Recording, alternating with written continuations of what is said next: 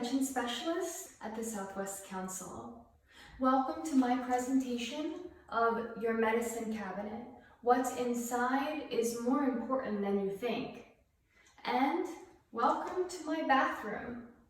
Why are we in my bathroom, you may ask? Well, because today I'll be discussing a number of ways to keep your medication secure and you and your family safe. First, let's see why medication safety is so important. Hi again. Safe medication practices are important for your own health and for the individuals around you. Older adults, teens, and children are all affected by our medication choices. Did you know that the National Institute on Drug Abuse estimates that 80% of adults ages 57 to 85 take at least one prescription daily? Their research also shows that nearly half of those individuals are using a combination of 5 or more prescription medications, over-the-counter medications, or supplements. This means that 1 in 25 older adults are at risk for having a drug-on-drug interaction. Little is known about the effects of drug and alcohol on the aging brain. However, older adults typically metabolize substances more slowly, and their brains can be more sensitive to drugs. Adults age 62 and older taking more than 4 medications have an increased risk of injurious falls, and the risk of falls increase significantly with each additional medication, regardless of what the medication is used to treat.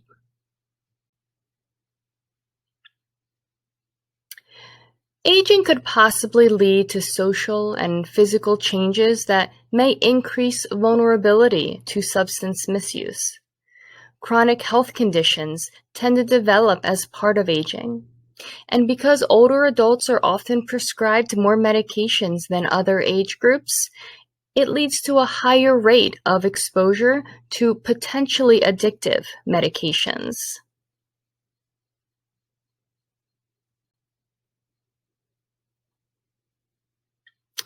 Approximately 1/2 of adults between the ages of 20 to 59 take one prescription medication daily.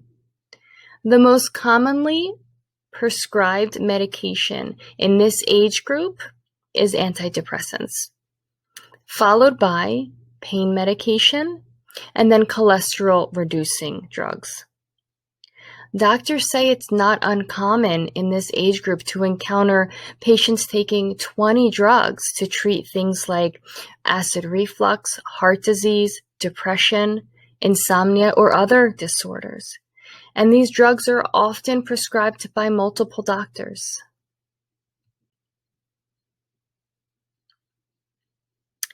Misuse of prescription drugs is highest among young adults ages 18 to 25, with 14.4% reporting non-medical use in this past year. It's estimated that over 60 Americans die every day from a prescription overdose.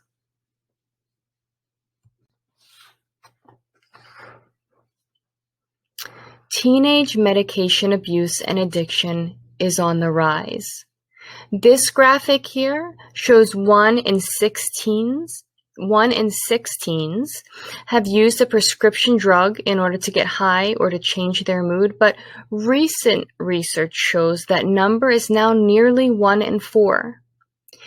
Teens are heading to their parents and especially their grandparents' medicine cabinets at home to get high, thinking that the drugs found there are somehow safer than the illicit drugs that they find on the streets. Only 6% of the parents of teens say that they have a child who's abused medications. However, 10% of the teens admit to misusing or abusing medications in the past 6 months.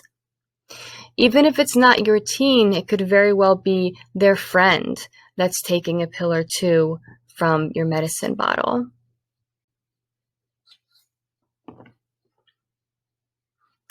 Only 3% of parents of teens admit to giving their child medication that's not meant for them. But 22% of those teens say that they were given a prescription medication not meant for them by their parents. So obviously you can see the discrepancy there. A risky activity among teens is called farming. Teens trade and mix medications, then they take a mix of pills. This is often done along with alcohol or cough medicine to get high, often at what is called farm parties. Some teens take several pills at a time. Others swallow them by the handful, not even knowing what medications they're combining. It's very scary. Teens are also very tech savvy. They can get prescription medications online through illegal websites that don't ask for a prescription or a health exam. A lot of times these websites are overseas. They understand how to navigate those details. Other websites provide information about how to get high using certain prescription drugs by themselves or certain combinations they can put together to get the best effect.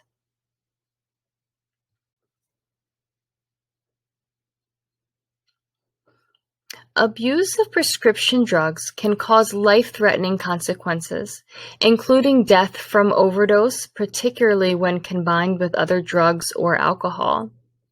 It also appears to be associated with a greater likelihood of risky behaviors in teens, including other substance abuse. A recent study found that teens who reported non-medical use of prescription drugs to get high rather than to self-medicate were significantly more at risk to smoke cigarettes, to smoke marijuana, drink alcohol, and abuse several other drugs.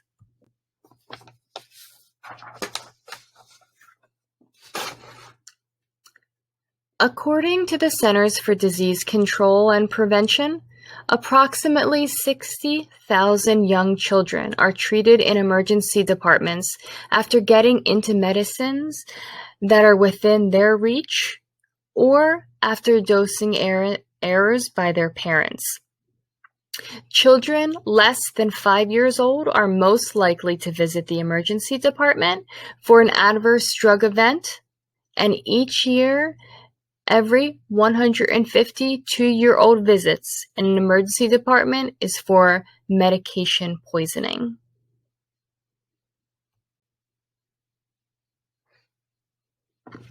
Over-the-counter medications often look colorful, flavored, and enticing to children, and gummy vitamins can easily be mistaken for candy.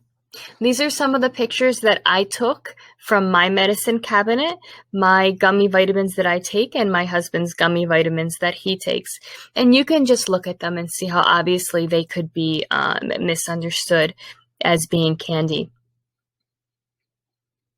You might think that the gummy vitamins aren't harmful to children, but for a very small child, an adult vitamin can be very serious if they take enough of it, especially if that vitamin has iron in it.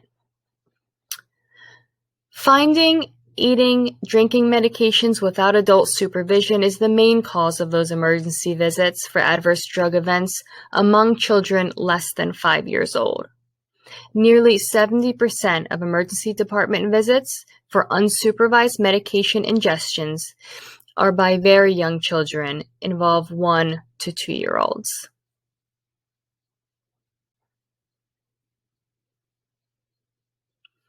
Now we'll talk a little bit about medication safety and just break it into some subdivisions here to make it as easy as possible to understand, because this is really important. The first thing is just knowing your medications. The most important thing is know the names of your medications and know what doses you're taking. What is that medication treating? What are you taking it for? Read the labels to learn what you are taking, how and when to take it, etc. All the possible side effects of that medication, possible interactions with other prescriptions, non-prescription, over-the-counter medication, herbal supplements. You can find all of that information on the insert within your medication. Know what to do if you miss a dose. Do you take it right away? Do you wait until your next dose? What does that time frame look like? Be aware of that in case that situation were to arise. Know if you have any allergies to medications. Make sure that's documented somewhere.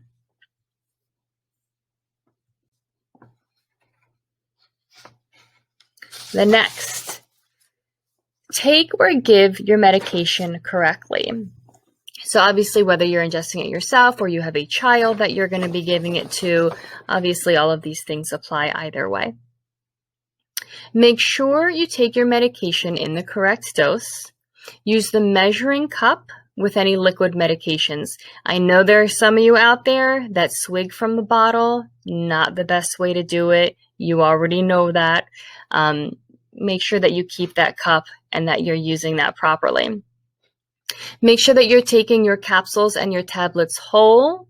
We don't want to break them in half, crush them, break them open if it's a capsule and sprinkle, unless that's been advised and instructed by your physician.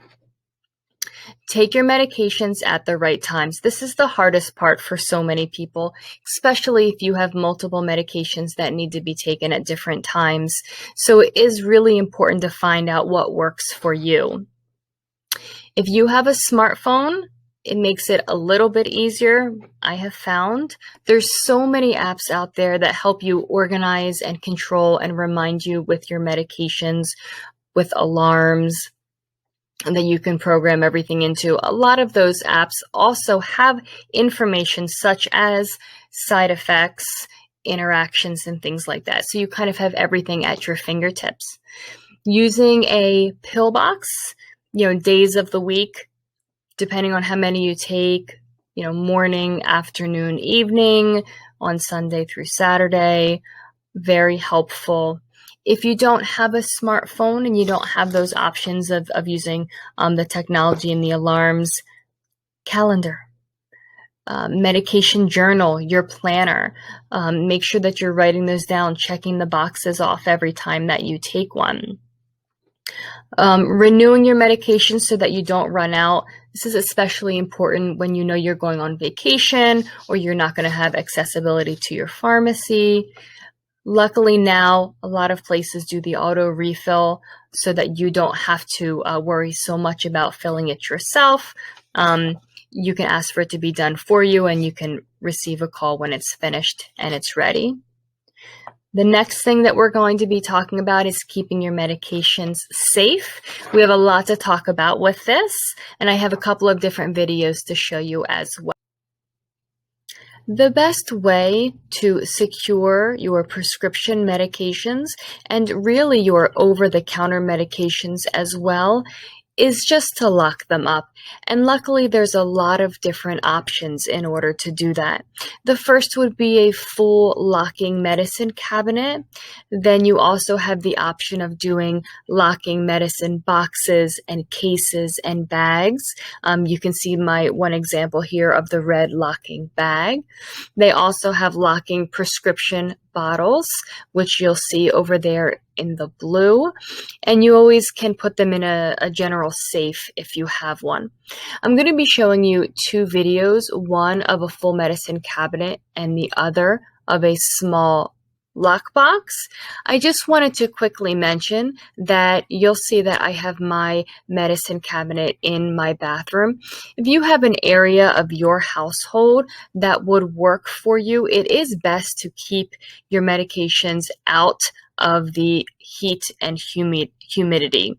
It's best to keep that in drier, cooler air. So we're back in my bathroom again to talk a little bit about this medicine cabinet. So this is a full locking medicine cabinet. It's quite large. A lot of the people in my household have prescriptions, and we also have a little one running around, so we want to be extra safe. This is a dual lock, so these keys are separate and you do need both of them to open. So I'll show you what the inside of it looks like. It's very roomy. I did organize it, of course, for this video. It can fit probably double of what's in here, but everything is laid out nicely. There's some areas for some larger things and some smaller things. So this particular one I got on Amazon. It was about $100, a little bit under $100. Again, you know, it's a little bit of a hefty price, but it is really large. A lot of people don't need something this large. I'll show you some of the other smaller options that are available as well. I have another option that you can use when locking up your medications.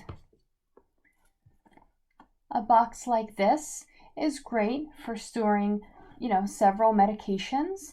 It may not cover all of your over-the-counter medications and all of your prescription medications, but the medications that really need to be locked up, for instance, your opioid medications, things like that, certainly can find locked and hid away in a box of this size. Keep medications out of view and out of reach when locking is not possible. Be aware of any bags or purses that may contain medication and have safe places to put them, or use a locking bottle like we discussed earlier. Put medicines away every time, even when needing them again shortly. Never leave medicine at a child's bedside when they're sick. It's generally best to keep all medications, whether they're prescription, over-the-counter, or supplements, in the same area when possible. Keep medications stored in separate containers. Don't mix different medications together in the same bottle. You may think you know which pill is which, but accidentally mixing two different prescriptions could have fatal results. Also, it's important not to add new prescriptions to an old prescriptions even when they're the same. It makes it difficult to keep count of how many pills you have in your bottle because the number on the label will be incorrect, and the expiration date on the medications will be different also.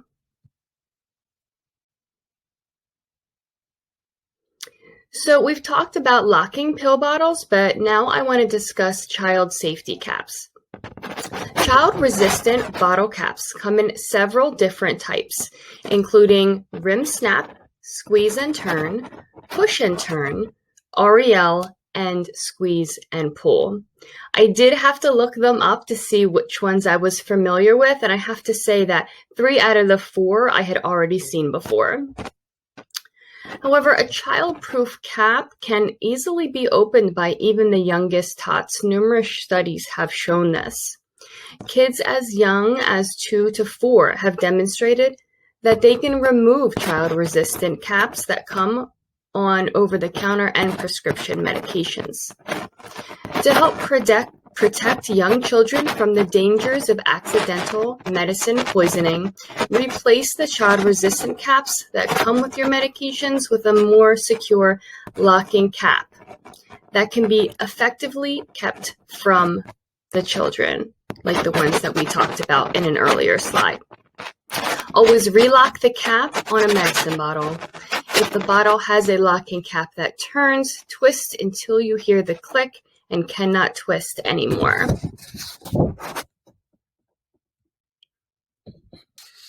So this is what a timer cap looks like. Timer cap medicine bottle caps fit onto pharmacy pill bottles and display the time elapsed since the bottle was last opened. It measures the time and dosage of medication to help avoid accidental overdose. Here's a video to give you a better idea of what that type of cap looks like. Another option that we have to keeping our medications safe is a timer or a lock on the actual prescription bottle. One of the samples that I have here to show you is one that has a timer on it. So this is a regular prescription bottle. You would transfer your prescriptions into this bottle. You can always ask your pharmacist to print you out a additional label. They will do that for you if you ask. And when you open this, the timer will turn on. And it will tell you how long it's been since the last time you opened your bottle. So that does a couple of things. First, it's going to let you know if it's not the appropriate time for you to take your medication. Maybe you forgot what time you took it. Maybe you thought that you took it already and you hadn't. This is a great way to be able to monitor the dosages that you're taking and the times that you're taking them. Also, if you suspect that perhaps somebody has been accessing your medication without your permission, it's going to let you know if it's been opened without your knowledge. That's a great option here. Another one that I don't have a sample of is one of the locking bottles. It's basically the same type of thing, right? It looks like a prescription bottle, and it may have a code, a particular slide code that you would see, in a regular kind of lockbox that does not allow you to open it without the code. So these particular ones are great. However, if you do have a number of prescriptions that you're taking, I would advise you to get something larger that's going to house all of them together. It's just going to be easier for you to manage.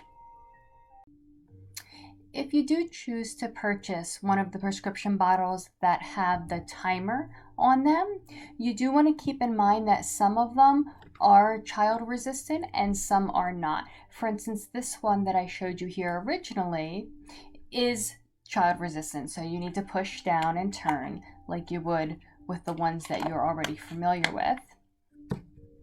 This one here also with the timer, and by the way, I didn't show you, but this is, there you go. I just opened it 48 seconds ago. You get the point. This one I do not have to push down, I just have to turn. So if you're going to purchase one of the timer ones, or any type of locking mechanism that is in prescription bottle form, make sure you know whether you're purchasing one that is child resistant or not.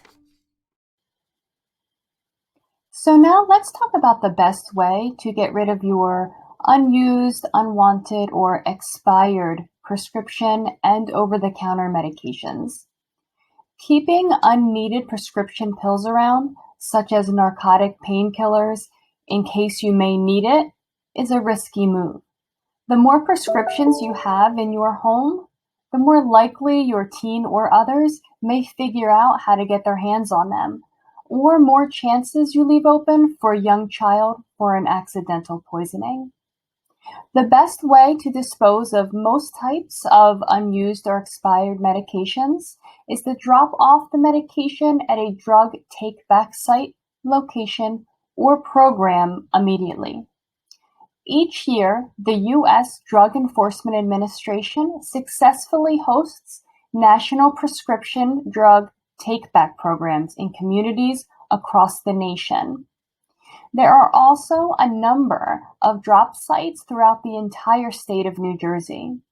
With New Jersey's Project Medicine Drop, secure drop boxes were placed in headquarters of local police departments. Consumers from anywhere in New Jersey can visit the boxes 7 days a week to drop off unneeded and expired medications and keep them away from those at risk of abusing them. The drop boxes accept solid pharmaceuticals such as pills, capsules, patches, inhalers, and pet medications. They cannot accept syringes or liquids. Here are some pictures of the medication drop box from my town. This is one of 14 locations here in Gloucester County where I live. This is inside the police station. You just walk in, place your medications in the drop box container. For me, there is always someone there to ask me if I need assistance or have any questions, and to remind me that liquids and syringes cannot be disposed of into the container. For locations, hours of availability, and other information, you can contact your local police department, or you can call the New Jersey Division of Consumer Affairs at 800-242-5846.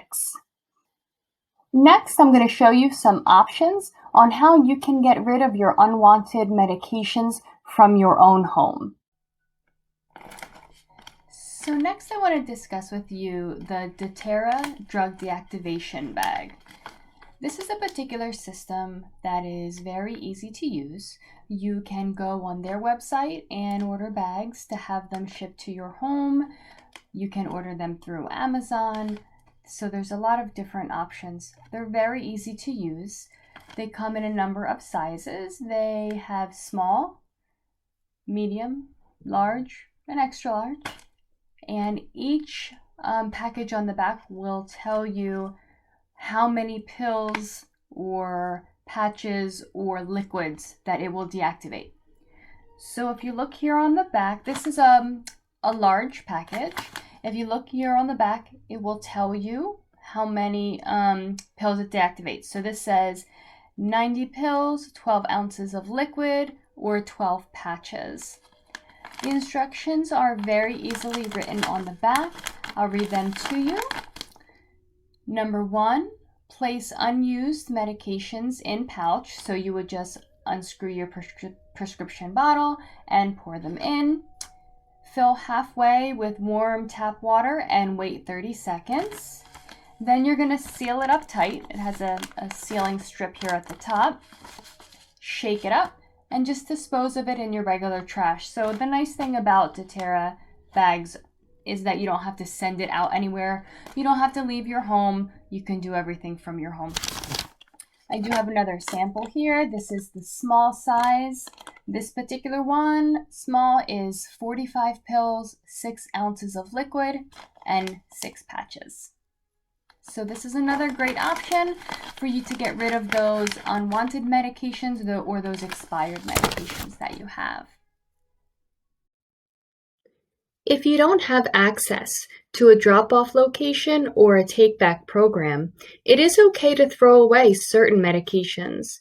Check the label or the patient information leaflet with your medication, or consult the U.S. Food and Drug Administration's list of medications recommended for disposal by flushing. Remember not to flush any medication that is not on the recommended flush list. But tossing out your old medications, bottle and all, isn't recommended. The FDA recommends that you first mix any pills or capsules into an inedible substance, such as kitty litter. Then, pour the entire mixture into a container that can be sealed, like a plastic bag, before tossing it into the trash. When taking, storing, and disposing medications, you need to be especially vigilant with medicine known to be addictive and commonly abused, such as opioids, benzodiazepines, and stimulants. Here's a list of the most commonly abused opioid medications. As you can see, this list is very lengthy. Please feel free to reach out to me at lisa@southwestcouncil.org, and I will gladly send you this list or any of my lists for your own reference. Benzodiazepines, often called benzos, are a type of anti-anxiety medication. The most commonly prescribed benzodiazepines are Xanax, Klonopin, and Ativan.